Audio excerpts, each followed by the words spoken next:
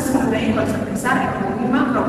Namun sebelumnya, kami akan memperkenalkan anggota kelompok kami terlebih dahulu. Dengan saya sendiri, Ariel Angelis Nada dengan NIM 2205020887. Lalu dengan saya, Presiden Indonesia Diplom dengan NIM 2205021102 dan rekan saya Fitri Ramadhani dengan NIM 22002089. Berikut video penjelasan mengenai konsep dasar ekonomi makro.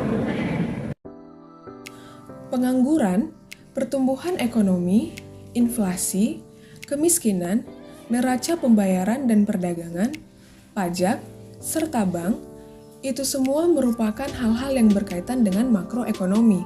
Jadi, apa sih sebenarnya makroekonomi itu? Berikut penjelasannya. Jadi, makroekonomi merupakan cabang ilmu ekonomi yang membahas perekonomian secara menyeluruh, tentang bagaimana ekonomi berperilaku dalam skala besar. Cabang keilmuan dari ekonomi ini mempelajari fenomena ekonomi dengan cakupan yang luas, seperti inflasi, tingkat harga, tingkat pertumbuhan ekonomi, pendapatan nasional, produk domestik bruto atau PDB, dan perubahan tingkat pengangguran. Makroekonomi mencoba untuk mengukur seberapa baik kinerja suatu perekonomian yang akan mempengaruhi masyarakat, perusahaan, dan pasar, seperti pertumbuhan ekonomi, stabilitas harga, dan tenaga kerja. Sektor makro berkaitan dengan kinerja, struktur, perilaku, dan pengambilan keputusan ekonomi secara keseluruhan. Dalam mempelajari ekonomi makro, kita harus melakukan analisa yang lebih mendalam terhadap seluruh faktor-faktor yang akan mempengaruhi ruang lingkup perekonomian tersebut.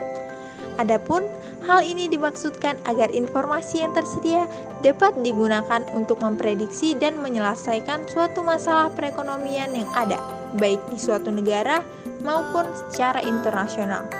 Berikut ini pembahasan mengenai studi ekonomi makro. Studi makroekonomi terbagi menjadi 4, yaitu pertumbuhan ekonomi, tingkat pengangguran, inflasi, dan keseimbangan neraca pembayaran.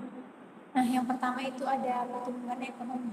Pertumbuhan ekonomi suatu negara itu berkaitan erat dengan kesejahteraannya dan turut menjadi tolak ukur apakah suatu negara berada dalam perekonomian yang baik atau tidak. Pertumbuhan ekonomi merupakan peningkatan nilai serta jumlah produksi barang dan jasa yang dihitung suatu negara dalam suatu kurun waktu tertentu berdasarkan beberapa indikator, antara lain naiknya pendapatan nasional, pendapatan per kapita, jumlah tenaga kerja yang lebih besar dari jumlah pengangguran, serta berkurangnya tingkat kemiskinan. Nah, pertumbuhan ekonomi ini sendiri juga dapat diartikan sebagai proses perubahan yang secara berkesinambungan menuju kondisi yang lebih baik dalam kondisi perekonomian suatu negara. Ekonomi suatu negara sendiri dapat dikatakan bertumbuh jika kegiatan ekonomi masyarakatnya berdampak langsung kepada kenaikan produksi dan barang jasanya. Dengan mengetahui tingkat pertumbuhan ekonomi ini, pemerintah kemudian dapat membuat perencanaan mengenai penerimaan negara dan pembangunan ke depannya. Sementara bagi para pelaku sektor usaha, tingkat pertumbuhan ekonomi ini dapat dijadikan sebagai dasar dalam membuat rencana pengembangan produk serta sumber dayanya.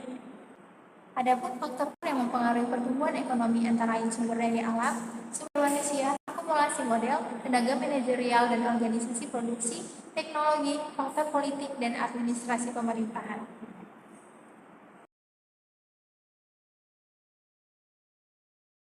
Nah, kedua itu ada pengangguran. Pengangguran atau tuna karya itu merupakan istilah yang diberikan kepada orang yang tidak bekerja sama sekali atau orang yang sedang mencari pekerjaan. Pengangguran juga dapat diartikan sebagai situasi ketika seseorang tidak memiliki pekerjaan.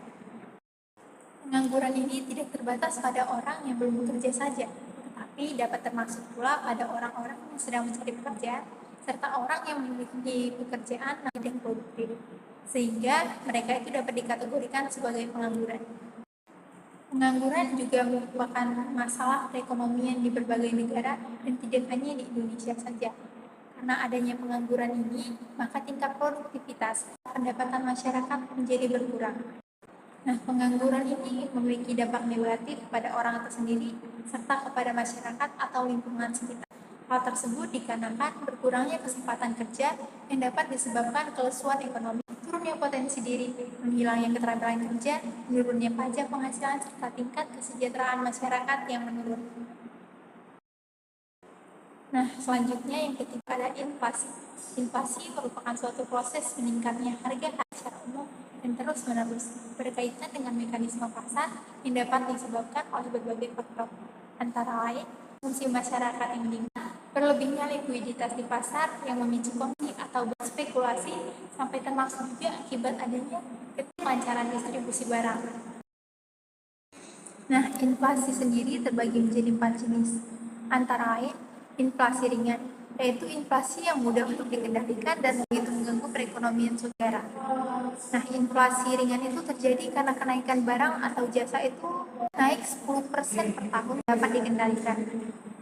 Yang kedua itu ada inflasi sedang, yaitu inflasi yang dapat menurunkan tingkat kesejahteraan masyarakat penghasilan tetap, namun tidak membahayakan aktivitas ekonomi suatu negara.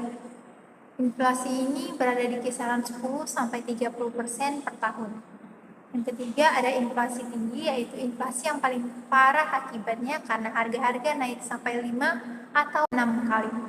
Yang keempat ada inflasi sangat berat, yaitu inflasi yang telah mengacaukan perekonomian suatu negara dan sangat sulit untuk dikendalikan meskipun kebijakan moneter fiskal.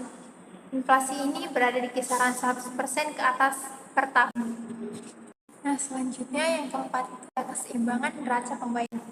Neraca pembayaran sendiri itu adalah catatan yang dilakukan secara sistematik atas keseluruhan transaksi ekonomi yang dilakukan oleh suatu negara dengan negara lain yang berupa perdagangan barang maupun jasa, transfer keuangan, dan moneter antara penduduk Indonesia dengan luar negeri selama satu periode tertentu.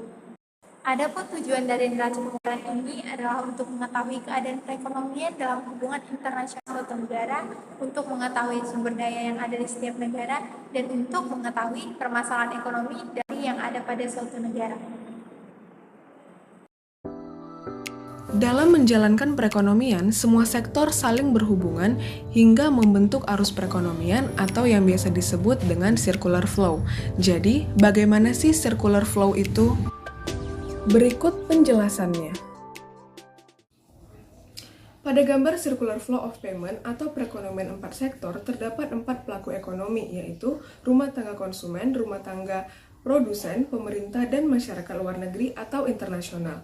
Hubungan antara rumah tangga konsumen dengan perusahaan atau rumah tangga produsen adalah rumah tangga konsumen akan memberikan faktor-faktor produksi berupa lahan, tenaga kerja, modal, dan keahlian kepada produsen, yang kemudian rumah tangga produsen akan membayar dalam bentuk upah, bunga, dan laba. Kemudian, faktor-faktor produksi tadi diolah oleh rumah tangga produsen menjadi barang dan jasa yang kemudian akan dibeli oleh rumah tangga konsumen.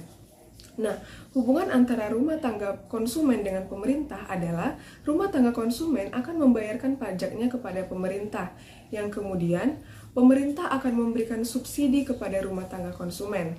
Lalu, antara rumah tangga produsen dengan pemerintah, yaitu rumah tangga produsen akan membayarkan pajak kepada pemerintah, dan pemerintah juga akan melakukan pembelian barang dan jasa dari rumah tangga produsen. Lalu bagaimana dengan masyarakat luar negeri? Masyarakat luar negeri akan mengimpor barang dan jasanya kepada rumah tangga konsumen, lalu rumah tangga produsen akan mengekspor barang dan jasanya kepada masyarakat luar negeri, yang mana nantinya masyarakat luar negeri akan membayar ekspor tersebut. Bagaimana ya konsep dan tujuan makroekonomi?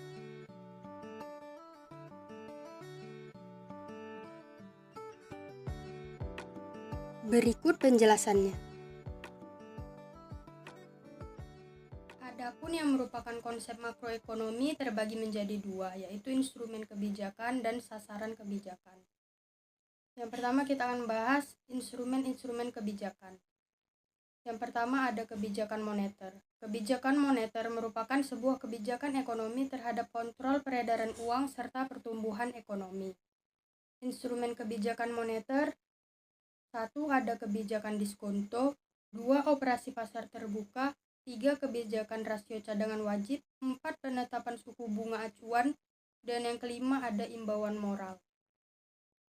Selanjutnya ada kebijakan fiskal. Kebijakan fiskal adalah kebijakan yang berasal dari pemerintah yang memengaruhi perekonomian melalui perubahan pengeluaran dan penerimaan pemerintah. Tujuan utama dikeluarkannya kebijakan fiskal adalah untuk menentukan arah, tujuan, sasaran, dan prioritas pembangunan nasional serta pertumbuhan perekonomian bangsa.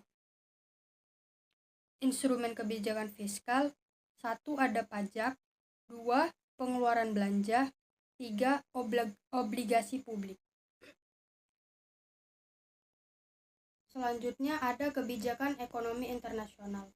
Kebijakan ekonomi internasional adalah keseluruhan tindakan pemerintah suatu negara yang bertujuan untuk meningkatkan laju pertumbuhan ekonomi, meningkatkan pendapatan negaranya dengan melalui kegiatan yang mendorong ekspor dan mengatur atau mengendalikan impor.